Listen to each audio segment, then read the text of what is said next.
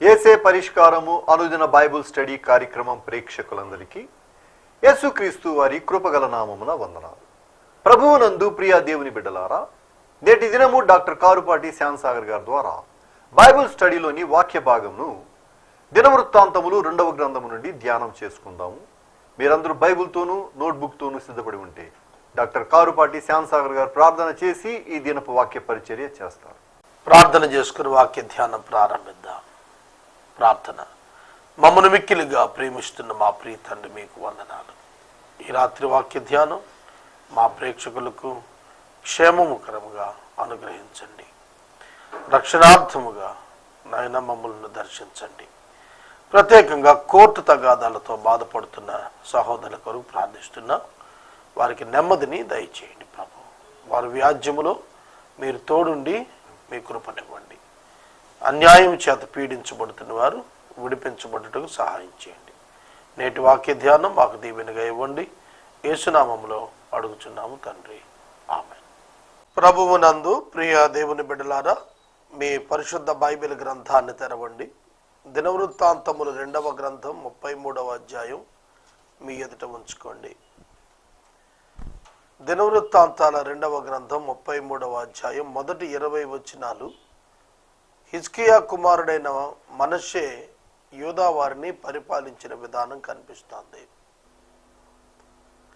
Wickedness of king, repentance of king, goodness of king. రాజు యొక్క చెడుతనము, క్రూరత్వము, రాజు యొక్క పశ్చాత్తాపము, రాజు యొక్క మంచితనము. ఈ 3 అంశాలు 20 వచనాల్లో మనకు కనిపిస్తాయి. ఇక దేవుని గురించి చూసినట్లయితే దేవుని యొక్క రోషము, దేవుని పిల్లలు పాపములో ఉన్నప్పుడు దేవుడు వారికి హెచ్చరికలు పంపి వినకపోతే శిక్షకు అప్పగిస్తాడు. ఆ శిక్షా సమయంలో పశ్చాత్తాపడి మారు మనసు పొంది ఆయన వైపు తిరిగి బ్రతిమలాడుకుంటే తిరిగి వారిని తన యొక్క స్వాస్థ్య స్థలంలోనికి తీసుకొస్తాడు. ఆయన కోపం క్షణకాలం, ఆయన దయ ఆయుష్కాలం. పాపం విషయంలో దేవుడు ఎంత రోషంగా ఉంటాడో, పశ్చాత్తాపడిన వారి జీవితంలో దేవుడు అంత కనికరాన్ని, దయను, జాలిని చూపిస్తాడు. ఆయన మనుషులను పరివర్తనలోనికి రావాలని కోరుతున్నవాడు. పాపాన్ని బట్టి నశింపచేయాలనే ఉద్దేశం మాత్రమే కలిగిన వాడు కాడు. పాపి తన పాపము నుండి మరలిపోయి పాపాన్ని విసర్జించి దేవుని యొద్దకు వచ్చి పశ్చాత్తాపపడి దేవునితో సరైనటువంటి విధానంలో జీవించాలని దేవుడు కోరుతున్నాడు. మనష్షే జీవితంలో దేవుని యొక్క మనసు తేటగా బయలుపడింది. ఈ రాత్రి నేను మనవి చేస్తున్నాను, మీరెంత భయంకరమైన పాపులైనప్పటికీ, చాలామందికి పాపం అంటే అర్థం కావటం లేదు. దేవుని విడిచి ఆలోచించటం, దేవుని విడిచి తీర్మానించటం, దేవుని యొక్క మాటలకు దూరంగా వెళ్ళి పని చేయటం పాపం. పాపము అనే పదం మిస్సింగ్ మార్క్. దేవుడిచ్చినటువంటి దాన్ని వదిలిపోవుట, ట్రాన్స్గ్రెషన్ అంటారు, అతిక్రమం. దేవుని యొక్క ఆజ్ఞను అతిక్రమించటం పాపం అంటే. దేవుని ఉద్దేశాల ప్రకారం మానవునికి నియమించిన దాన్ని వదిలిపెట్టి తన ఉద్దేశం చొప్పున జీవించటమే పాపం. కనుక దేవునితో సంబంధం లేకుండా, దేవుని యందు విశ్వాసం లేకుండా ఉండటమే పాపం. కనుక పాపము చేశాము అనే భావన, అనే వాస్తవం ఎవరైతే తమ జీవితంలో కలిగి ఉంటారో వారే పశ్చాత్తాపడతారు. అసలు ఇది పాపమే కాదు అనుకునేవాడిని మనం ఏం చేయలేము. దేవుడు పశ్చాత్తాపడటానికే హెచ్చరికలు చేస్తాడు, అవకాశాలు ఇస్తాడు, దిద్దుకునే సమయాన్ని కూడా ఇస్తాడు, పలుమార్లు హెచ్చరిస్తాడు. వినకపోతే శిక్షకు అప్పగిస్తాడు, ఇంకా వినకపోతే నాశనానికి అప్పగిస్తాడు. కనుక దేవుని మనస్సు చాలా గొప్పది. ఇది మనం అర్థం చేసుకోవచ్చు. ఇక 33వ అధ్యాయం మొదటి నుంచి చదివితే, మనష్షే ఏలుట ప్రారంభించినప్పుడు 12 ఏళ్ళు 55 సంవత్సరాలు ఏలాడు. ఉజ్జియా రాజు 52 సంవత్సరాలు ఏలాడు. ఇతడు 55 సంవత్సరాలు పరిపాలించాడు. యూదా వారిలో లాంగెస్ట్ రీన్, దీర్ఘకాలం పరిపాలించిన వాడు ఇతడే. దీర్ఘకాలం, యూదా వారిలో దీర్ఘకాలం పరిపాలించిన వాడు ఇతడే. ఇతని తల్లి పేరు హెప్సిబా.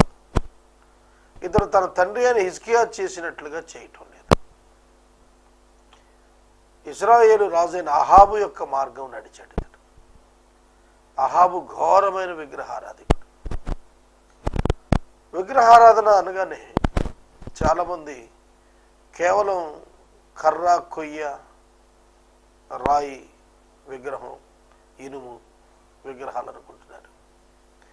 విగ్రహము అనగా దేవుని స్థానాన్ని దేనికి ఇస్తే అదే విగ్రహం. దేవుని స్థానం దేనికి ఇస్తే అది విగ్రహం. దేవుని స్థానంలో దేనిని నిలుపుకుంటావో అది నీకు విగ్రహం. ఆదాము హవ్వలు విగ్రహారాధన చేశారా? ఏమిటి వారికి విగ్రహం అంటే, వారికి వారే విగ్రహం. దేవుని కంటే తమను తాము ఎక్కువ ప్రేమించుకున్నారు. దేవుని స్థానాన్ని తమకిచ్చుకున్నారు. అది వారికి విగ్రహం. దేవుని కంటే దేనిని ఎక్కువగా ప్రేమిస్తే అది మనకు విగ్రహంగా పరిగణిస్తుంది. చూడండి, సృష్టిని విడిచారు, సృష్టికర్తను విడిచారు, సృష్టిని పూజించుతున్నారు. ఇక్కడ జరిగింది కూడా అదే. చదువుతాను చూడండి.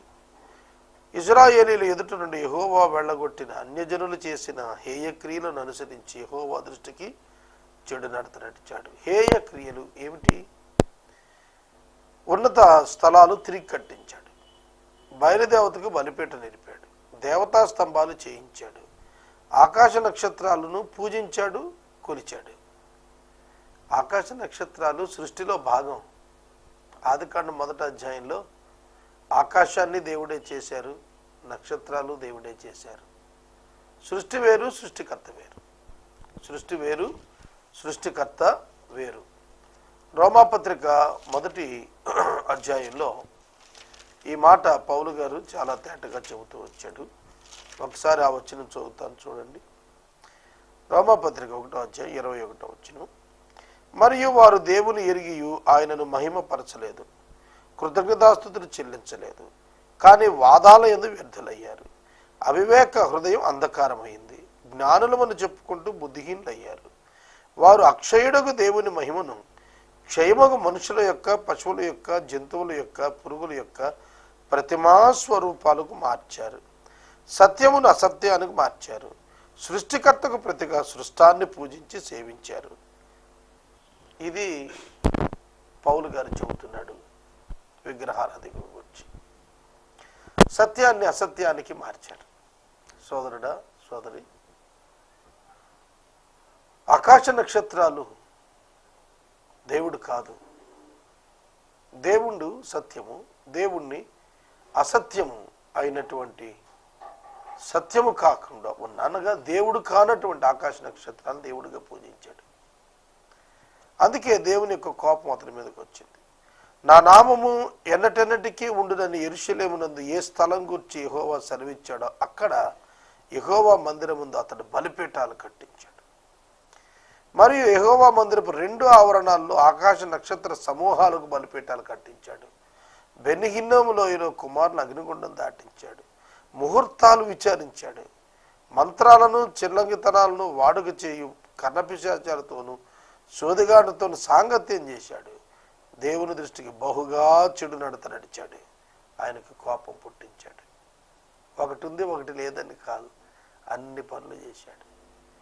దేవుడు సౌలు రాజుతో చెప్పాడు, కర్ణపిశాచాలు ఉన్నవారిని నీ రాజ్యంలో నుంచి చంపేసి తొలగించాయని. కానీ అతను ఉండనిచ్చాడు.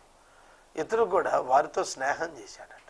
అంటే దురాత్మలను పూజించి వాటి చేత విషయాలు తెలుసుకోవాలనే జిజ్ఞాస కలిగినటువంటి వారిని అతను ఎంటర్టైన్ చేశాడు. ఇశ్రాయేలు గోత్రస్థానాల్లో నేను కోరుకున్న యెరూషలేమునందు నా నామం నిత్యం ఉంచెదను.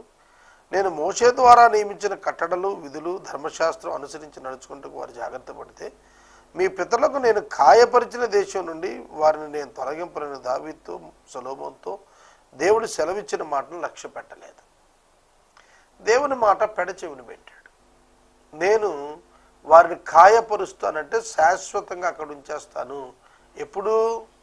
నా మాటలను అంగీకరించి నా ఆజ్ఞలను పాటించినప్పుడు. లేకపోతే రెండోది కూడా చెప్పాడు, other side of the coin. అలా చేయకపోతే నేనే ఆ స్థలం నుంచి వాడిని గింటేస్తానని చెప్పాడు. అది వినలేదు. వినకుండా ఏం చేశాడట, తాను చేయించిన అషరాదేవి విగ్రహాన్ని దేవుని మందిరములో నిలిపాడు. అషరాదేవి విగ్రహాన్ని మందిరములో నిలిపాడు. ఈ ప్రకారం మనిషి యూదాకు సంబంధించినటువంటి ప్రజలను మోసపుచ్చాడు. అన్యజనుల కంటే మరింత అక్రమంగా ప్రవర్తించుటకు అతను కారకుడు అయ్యాడు. అతని వలన ప్రజలందరూ చెడిపోయారు. తాను చెడిపోవటం కాదు, తనతో పాటుగా ప్రజలందరినీ కూడా ప్రక్కదారి పట్టించేశాడు. ఒక నాయకుడు చెడ్డవాడైతే అతని ప్రభావం ప్రజల మీద ఉంటే ప్రజలు చెడిపోతారు.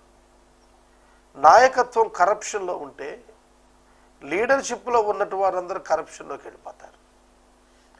నాయకత్వంలో ఉన్నవాడు ఎలర్ట్గా ఉంటే లీడర్షిప్లో ఉన్న వాళ్ళంతా ఎలర్ట్గా ఉంటారు. కనుక లీడర్షిప్, నాయకత్వం అనేటువంటిది మోటివేట్ చేస్తుంది. నాయకత్వము అనేటువంటిది తన క్రింది వారిని ప్రభావితం చేస్తుంది. అలా ప్రభావితం చేయటానికి మంచిని ప్రభావితం చేస్తున్నామా, చెడును ప్రభావితం చేస్తున్నామా అనేది మనం తెలుసుకోవాలి. మన వల్ల సమాజంలో మంచి ప్రమోట్ అవుతుందా, చెడు ప్రమోట్ అవుతుందా? నీతి, న్యాయము, మేలు ప్రభావితం అవుతున్నాయా? హింస, దుర్మార్గాలు ప్రభావితం అవుతున్నాయా? కొందరు బ్యాడ్ లీడర్స్ ఉంటారు. వాళ్ళు అనవసరమైన విషయాలను ప్రమోట్ చేస్తారు, కలవరం కలిగించే వాటిని ప్రమోట్ చేస్తారు. కనుక అట్లాంటి వారి ద్వారా సమాజానికి కీడు జరుగుతుంది. అట్లాంటి కోవకు చెందినవాడు మనిషి. దేవుడు మనిషి దగ్గరకు, జనుల దగ్గరికి వర్తమానాలు పంపించాడు, అయినా వారు చెవి ఒగ్గకపోయారు. కాబట్టి దేవుడు అష్షూరు రాజు యొక్క సేనాధిపతుల వారి మీదకి పంపగా వారు అతనిని బంధించి గొలుసులతో బబులోనికి తీసుకుపోయారు. అచ్చట అతను శ్రమ పెట్టబడ్డాడు. చూడండి, దేవుడు ఒక వ్యక్తిలో పరివర్తన తీసుకురావటానికి అతన్ని శిక్షకు అప్పగిస్తున్నాడు. దేవుడిచ్చే పనిష్మెంట్స్ అన్నీ కూడాను పరివర్తన కొరకైనటువంటివే, నాశనం చేయటం కొరకైనవి కాదు. Once God decided the judgement, that is different. దేవుడికి ఇతను ఖండం చేసేయాలి అని అనుకుంటే అది వేరు. కానీ అలా ఖండం చేయాలని చెప్పి ఆయన అనుకోవటం లేదు. మార్పు తీసుకురావాలని ఆయన అనుకుంటున్నాడు. నీలో నేను మార్పు తేవాలని చూస్తున్నానయ్యా, నీ మార్పు కొరకే నేను ఎదురు చూస్తున్నాను. పాపి పాపములో చనిపోవుట దేవునికి ఇష్టం లేదు. అతడు తన పాపము నుండి మరలి నీతిలోనికి రావటమే దేవునికి ఇష్టమని యేస్కేలు గ్రంథం 33వ అధ్యాయంలో సెలవిచ్చాడు. కనుక బబులోనులో శ్రమలో ఉన్నాడు. అప్పుడు తన దేవుడిని యెహోవాను బ్రతిమలాడుకున్నాడు. రాజ్యం పోయింది, సింహాసనం పోయింది, ప్రజలు పోయారు, అధికారులు వెళ్ళిపోయారు, ఒంటరివాడైపోయాడు, బంధించబడ్డాడు, చెరసాలలో ఉన్నాడు. అప్పుడు దేవుని జ్ఞాపకం చేసుకుంటున్నాడు. ప్రియమైన దేవుని బిడ్డలారా, ఈ రాత్రి నేను మనవి చేస్తున్నాను, అన్నీ నీకు ఇచ్చిన దేవుడిని నువ్వు వదిలిపెడితే అన్నీ పోయిన తర్వాత అయినా ఆయన జ్ఞాపకం చేసుకోవాల్సిన అవసరం ఉంది. చాలామంది జీవితాలు అంతే. దేవుడు అన్నీ ఇస్తాడు వాళ్ళకి, వాళ్ళు అన్నీ పోగొట్టుకుంటారు. అన్నీ ఉన్నప్పుడు దేవుని యొద్దకు రారు. వాటిని తొలగించైనా వారి జీవితాల్లో తానేమిటనేది తెలియచేయటం దేవుడు సిద్ధంగానే ఉన్నాడు. మనిషి జీవితంలో తనను తాను తగ్గించుకొని దేవుని సన్నిధిలో బహుగా బ్రతిమలాడుకొని ఆయనకు మొరలు పెట్టి ఆయనకు విన్నపాలు పెట్టాడట. అంతే దేవుడు ఆలకిస్తున్నాడు. God is merciful, God is merciful. ఆయన కనికరం కలిగిన వాడు. కృపా కనికరాలు ఆయన దగ్గర ఉన్నాయి. ఆయన బండ హృదయం కలిగిన వాడు కాదు, రాతి హృదయం కలిగిన వాడు కాదు, మెత్తని హృదయం కలిగిన వాడు. తన పిల్లలు తన దగ్గరకు వచ్చి కన్నీరు కారిస్తే ఆయన చూడలేడు. ఆయన వెంటనే రెస్పాండ్ అవుతాడు. నిర్గమాకాండం 3వ అధ్యాయం మనం చూస్తున్నప్పుడు, నిర్గమకాండం 3వ అధ్యాయంలో మోషేతో పొదలో నుండి మాట్లాడుతూ అన్నాడు, మోషే, నేను వారి మూల్గులను విన్నాను, వారి కన్నీరు చూచాను, వారి మొర నా యొద్దకు చేరి వారిని విడిపించడానికి నేను దిగి వచ్చాను అని చెప్పాడు. ప్రియమైన దేవుని బిడ్డలారా, ఇశ్రాయేలు జనాంగం 400 సంవత్సరాలు ఫరో కబంధ హస్తాల్లో ఉండిపోయారు. ఐగుప్తు దాస్యంలో ఉన్నారు. వారు మొరపెట్టారు, దేవుడు ఆలకించాడు. దినవృత్తాంతాల 2వ గ్రంథం 7వ అధ్యాయం 14 వచనంలో, నా పేరు పెట్టబడిన నా జనులు తమను తాము తగ్గించుకుని ప్రార్థన చేసి నన్ను వెదికి తమ చెడు మార్గాలు విడిచిన యెడల ఆకాశం నుండి నేను వారి ప్రార్థన విని వారి పాపాన్ని క్షమిస్తాను, దేశాన్ని స్వస్థపరుస్తాను అన్నాడు.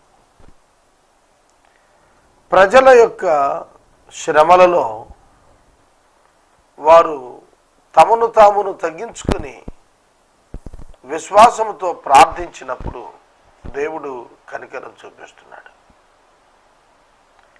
తగ్గించుకోవటం దేవుని బిడ్డ లక్షణం. గర్వించటం అవిశ్వాసి యొక్క లక్షణం. దేవుని బిడ్డలు దీనత్వము కలిగి ఉండాలి, కలిగి ఉంటారు కూడా. ఏలయనగా వారి ప్రభువైన క్రీస్తు దీనుడిగా వచ్చాడు.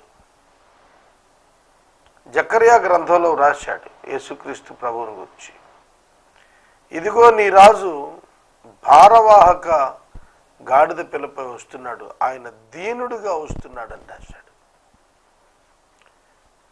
మత్తయి సువార్త 11వ అధ్యాయంలో సెలవిచ్చాడు, నేను సాత్వికుడను దీన మనస్సు గలవాడును, నా యొద్దకు వచ్చి నేర్చుకోండి అన్నాడు ప్రభువు. కనుక మనం దీనత్వంతో ఆయన యొద్దకు వచ్చి వేడుకోవాలి. యేసుక్రీస్తు దీనుడయ్యాడు. ఫిలిప్పీ పత్రిక 2వ అధ్యాయం 6వ వచనంలో ఆయన శిలువ మరణము పొందినంతగా తనను తాను తగ్గించుకున్నాడు అన్నారు. దైవ సేవకులు తగ్గించుకోవటం నేర్చుకోవాలి. విశ్వాసులు కూడా తగ్గించుకోవటం నేర్చుకోవాలి. అహంకార బుద్ధి దేవుని పిల్లలకు తగినది కాదు. యేసుక్రీస్తు ప్రభువారు ఉపమానాలు చెప్పినప్పుడు, నీవు ఒక విందుకు ఆహ్వానించబడినప్పుడు ఆ విందులో వెనక స్థానంలో కూర్చోమన్నారు. నీ స్థాయి కంటే తక్కువ స్థానాన్ని ఎన్నుకొని కూర్చున్నప్పుడు ఆ విందు యజమాని లేకపోతే వివాహం కర్త ఎవరైతే ఉన్నారో యజమాని వచ్చి, స్నేహితుడు ఎక్కడ కూర్చున్నావే, ముందుకెళ్ళు, నీ స్థానం ముందుంది అని చెబుతాడు. ఒకవేళ నీ అంతటా నీవే ముందుకెళ్ళి కూర్చుంటే నీకంటే ప్రముఖుడు వచ్చాడు కనుక నువ్వు వెనక్కి వెళ్ళమని సూచించాల్సి వస్తుంది నీకు. కనుక అది నీకు అగౌరవం. దీనత్వం విశ్వాసికి గౌరవాన్ని తెస్తుంది. చాలామంది దీనత్వాన్ని చాలా చిన్నవారై ఉండుకొన దీనత్వాన్ని చూపలేని స్థితిలో ఉంటున్నారు. చూడండి, మనము ఎన్నిక లేని వారం అనే భావనలో జీవించాలి. వాస్తవంగా ఎన్నిక లేని వారమే ఏ పాటి వారం. ఇంతలో కనపడి అంతలో మాయమైపోయేటువంటి ఆవిరి వంటి వారం కాదా? కనుక మానవ జీవితాలు మిడిచిపాటు కూడదు.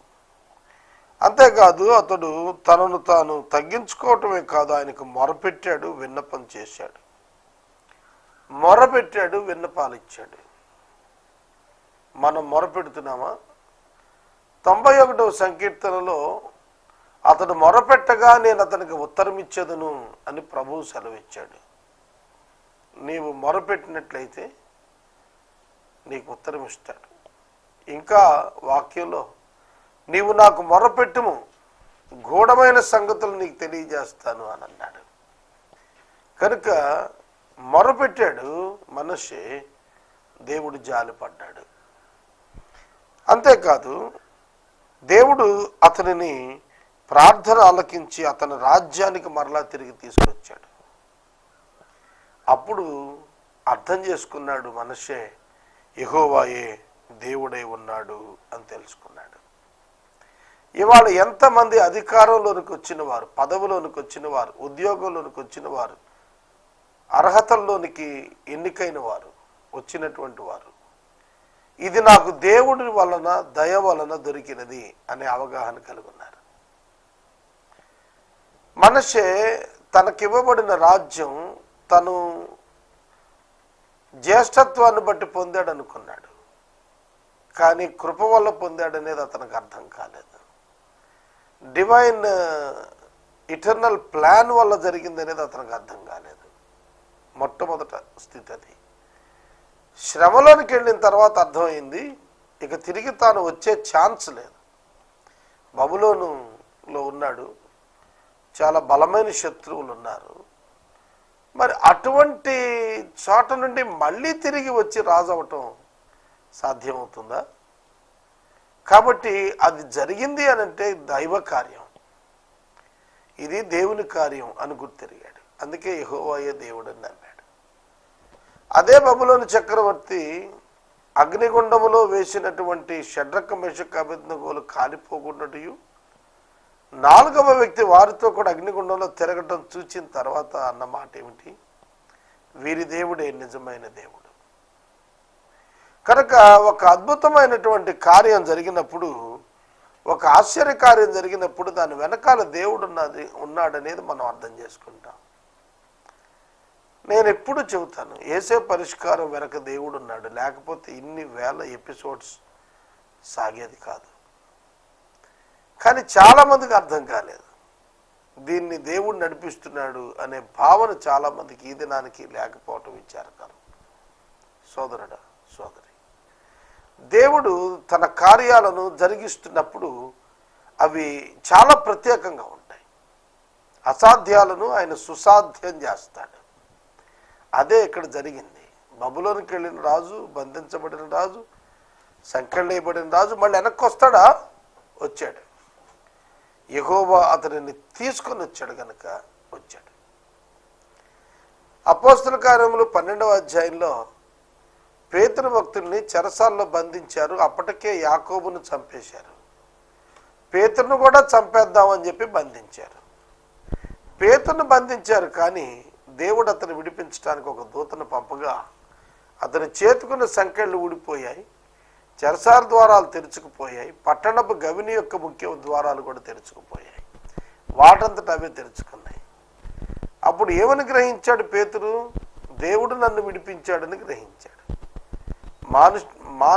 మనుషులు మరో మనిషిని విమోచించలేరు, విడిపించలేరు. అది దేవుని కార్యం. ఒక వ్యక్తి మరొక వ్యక్తిని విడిపించినప్పుడు భౌతికంగా స్నేహం ద్వారా కానీ సహాయం ద్వారా కానీ చేస్తే ఎంత కృతజ్ఞత కలుగుంటాం మనం. ఇక్కడ దేవుడు చేసిన గొప్ప కార్యం అతనికి అర్థమైంది. నన్ను తిరిగి రాజుని చేశాడంటే ఇది దేవుని శక్తి తప్ప మరొకటి కాదు. దేవుడు కనపడలేదు, దేవుడు కనపడి మాట్లాడలేదు, కానీ అతనికి సంభవించిన సంభవం దేవుడు అన్సీన్ గాడ్, కనపడకుండా ఉన్న దేవుడు కనపడే కార్యాన్ని జరిగించేస్తున్నాడు నాకు అనేది అతను గ్రహించేశాడు. అంతే అతని జీవితంలో పరివర్తన వచ్చింది. మిత్రులారా, నా మనవి ఆలకించండి. దేవుడు ఒక కార్యాన్ని నీ జీవితంలో చేసినప్పుడు నీలో పరివర్తన రావాలి, నీలో అవగాహన పెరగాలి, నీలో మార్పు రావాలి. నీ దేవుడు నీతో ఉన్నాడు గనుక ఆయనకి ఇష్టమైన పరిశుద్ధతను నీవు కలిగి ఉండటానికి ఇష్టపడాలి. ఆయనకి ఇష్టము లేని క్రియలను నీ జీవితంలో నుండి తొలగించడానికి నువ్వు ఇష్టపడాలి. ఆయన సంపూర్ణుడు కదా, మనం అసంపూర్ణులుగా ఎలా బ్రతుకుతాం? ఆయన నీతిమంతుడు కదా, మనము అవినీతిలో ఎలా బ్రతుకుతాం? ఆయన న్యాయవంతుడు కదా, మనము అన్యాయము అక్రమములో ఎలా జీవించగలుగుతాం? ఈ ఆలోచన మన హృదయాలను కదపాలి. అక్కడ మార్పు నొందాడు అంటానికి ఇమ్మీడియట్గా రాసింది 14 వచనంలో ఏమిటంటే, ఇది అయిన తరువాత మనషే దావీదు పట్టణము బయట గీహోనుకు పడమరగా ఉన్న లోయ యందు మత్స్యపు గుమ్మం వరకు ఓపెలు చుట్టూను గొప్ప బహు ఎత్తుగల గోడను కట్టించెను. ఇంతకు మునుపు లేదు, ఇటువంటి సెక్యూరిటీ మెజర్స్ తీసుకున్నటువంటి యాక్షన్స్ లేవు. ఇప్పుడు he started action in faith. విశ్వాసంతో కూడినటువంటి క్రియలు ప్రారంభం చేశాడు. అతడు గోడలను బలపరిచాడు, నిర్మాణం చేశాడు. బలమైన పట్టణాలన్నింటా కూడా సేనాధిపతులను నియమించి ఒక సెక్యూరిటీ జోన్ని వారికి ఇవ్వగలిగాడు. తర్వాత అన్యుల దేవతల యొక్క మందిరాలను దేవుని మందిరం నుండి తొలగించేశాడు. మార్పుకు కారణం దేవుడు మారాడంటానికి ఉదాహరణ విగ్రహాలను తొలగించడం. ఈయన చాలా మారిపోయాడండి అంటాం. అంటే గతంలో అతను చేసిన పనులను అతను చేయకుండా నూతనమైన భిన్నమైన కార్యాలు చేయటం అతను మారిపోయాడని చెప్పడానికి సూచన అవుతుంది. కనుక మనషే ఇక్కడ మారిపోయాడు. అందుకే తాను నిలిపిన విగ్రహాలు, బయలుదేవత అశ్వరాదేవి విగ్రహాలు తాను తొలగించేశాడు. బలిపీఠాలను లాగించి పారేశాడు. బలిపీఠాన్ని బాగు చేశాడు. బలులు కృతజ్ఞతార్పణలు అర్పించాడు. యెహోవాను సేవించండి అని చెప్పి ఒక ఆజ్ఞ కూడా జారీ చేసేసాడు. ఒకప్పుడు యెహోవాను సేవించకండి, దేవతలను సేవించండి అని చెప్పిన వాడే ఇప్పుడు యెహోవానే సేవించండి అనే ఆజ్ఞ ఇచ్చాడు. చూడండి బైబిల్ గ్రంథంలో యెహోవాయే దేవుడు, ఆయననే సేవించాలి. ఇశ్రాయేలీయుల దేవుడు నిజమైన దేవుడు, ఈ విధంగా రక్షించుటకు సమర్థుడైన దేవుడు లేడని బబులోను చక్రవర్తి ఫరో రాజు కూడా శాసనం చేశాడు. బబులోను చక్రవర్తి నెబుకద్నెజరు రాజు కూడా శాసనం చేశాడు. నెబుకద్నెజరు జీవితంలో ఈయనే దేవుడు అనే ప్రకటన తన బిడ్డల ద్వారా దేవుడు చేయించగలిగాడు. ఈ రాత్రి నేను మనవి చేస్తున్నాను, మీరు మార్పు నొందినప్పుడు మీ జీవితంలో అనేకుల ఎదుట సాక్షిగా నిలబడతారు. మీ పూర్వ ప్రవర్తన మార్పు నుండి నూతనమైన విశ్వాసాన్ని ప్రజల ముందు ఒప్పుకోగలుగుతారు. అపోస్తలుడైన పౌలు గారిని గురించి కూడా యూదులు అదే చెప్పుకొని సంతోషించారు. మునుపు ఏ మతాన్ని నాశనం చేయాలని చెప్పి అతడు బయలుదేరాడు, ఆ విశ్వాసాన్ని ఇప్పుడు తాను ప్రకటన చేస్తున్నాడని చెప్పి పౌలుగా మారిన సౌలు జీవితాన్ని గురించి ఆనాటి విశ్వాసులు కథలుగా చెప్పుకొని ఆనందించారు. ఒకప్పుడు మనషే విగ్రహారాధన చేయమన్నాడు, తానే స్వయంగా దాన్ని తొలగించి నిజదేవుని ఆరాధన చేయమన్నాడు. ఇది డిఫరెన్స్. కనుక ఇతనిలో మార్పు వచ్చిందంటానికి ఇది కారణం. నీ మార్పు, నీలో వచ్చిన మార్పు క్రియల ద్వారా ప్రజలు గ్రహిస్తారు. కనుక మునుపటి నీ క్రియలు నీలో మార్పు లేదు అనే సూచిస్తాయి. వాటిని విడిచిపెట్టి నూతన మార్గంలో కొనసాగాలి. 17వ వచనం, ఉన్నత స్థలాల్లో బలులు అర్పించారు ప్రజలు, కానీ దేవుని పేరిటే అర్పించారు. మనషే చేసిన ఇతర కార్యాలను గురించి ఇతర గ్రంథాల్లో వ్రాయబడ్డాయి. అతను చేసిన ప్రార్థన గురించి, అతను మనం వినబడడం గురించి, అతడు గుణపడక మునుపు ఉన్నత స్థలాలు కట్టించిన తీరును గురించి దీర్ఘదర్శులు రచించిన గ్రంథాల్లో వ్రాయబడ్డాయి. మనషే పితరులతో నిద్రించాడు, తన నగరునందు పాతి పెట్టబడ్డాడు. తన నగరు, రాజులు పరిపాలించే నగరం యెరూషలేం, పాతి పెట్టబడ్డాడు. అతని కుమారుడు ఆమోను అతనికి మారుగా రాజు అయ్యాడు. ఇది దేవుని వాగ్దానం ప్రకారం అదే వంశంలో నుండి ఒక వ్యక్తి సింహాసనం మీద కూర్చుంటున్నాడు. ఈ రాత్రి వాక్యాన్ని ఇక్కడ నిలుపుదల చేస్తున్నాను, ప్రార్థన చేసుకుందాం. రేపటి వాక్య భాగంలో ఆమోనును గురించి, యోషియా పాలనను గురించి చూద్దాం. మనము ఇంతవరకు డాక్టర్ కారుపాటి శ్యాంసాగర్ గారి ద్వారా బైబిల్ స్టడీలోని వాక్య ధ్యానమును దినవృత్తాంతములు 2వ గ్రంథము నుండి ధ్యానము చేసుకున్నాము. ఈ కార్యక్రమం ద్వారా మీరు పొందుకొనుచున్న ఆత్మీయ మేలులు ఒక ఉత్తరం ద్వారా మాకు తెలియచేయండి. మీ ప్రార్థన మనవులు మాకు తెలియచేస్తే యేసే పరిష్కారం కార్యాలయంలో ఏర్పాటు చేసిన ప్రత్యేక ప్రార్థనా శిబిరంలో మీ కొరకు ప్రార్థిస్తాం. మీ కుటుంబ పక్షముగా ఒక ఎపిసోడ్ ప్రసారం చేయాలనుకున్నారు మాకు తెలియచేస్తే మా సిబ్బంది మీ గృహాలను దర్శిస్తారు. ముగింపు ప్రార్థన ఆశీర్వాదాలతో ఈ కార్యక్రమాన్ని ముగించుకుందాం. ప్రార్థన చేసుకుని వాక్య ధ్యానం ముగిద్దాం. మమ్మల్ని మిక్కిలిగా ప్రేమిస్తున్న మా ప్రియ ప్రభు, మీకు వందనాలు, స్తోత్రాలు చెల్లిస్తున్నా. ఈ రాత్రి వాక్య ధ్యానం ద్వారా మమ్మలను బలపరిచినందుకు స్తోత్రాలు. ప్రాముఖ్యంగా ఈ సందర్భంలో నాయన విధవరాండ్ర కొరకు ప్రార్థిస్తున్నాను. మీ కృప వారికి ఇవ్వండి. అనాథ బిడ్డల కొరకు ప్రార్థిస్తున్నాను. ఎయిడ్స్ వ్యాధి చేత నాయన మరణించిన వారి పిల్లల కొరకు ప్రార్థిస్తున్నాను. మీ సహాయం వారికి దయచేయండి. క్రైస్తవ సంఘం అట్టి వారిని ఆదరించుటకు నేర్పండి. యేసునామములో ప్రార్థిస్తున్నాము తండ్రి, ఆమేన్. తండ్రి అయిన దేవుని ప్రేమ, కుమారుడైన యేసయ్య కృప, పరిశుద్ధాత్మని యొక్క అన్యోన్య సహవాసం సదాకాలం మనందరికీ తోడైండును గాక.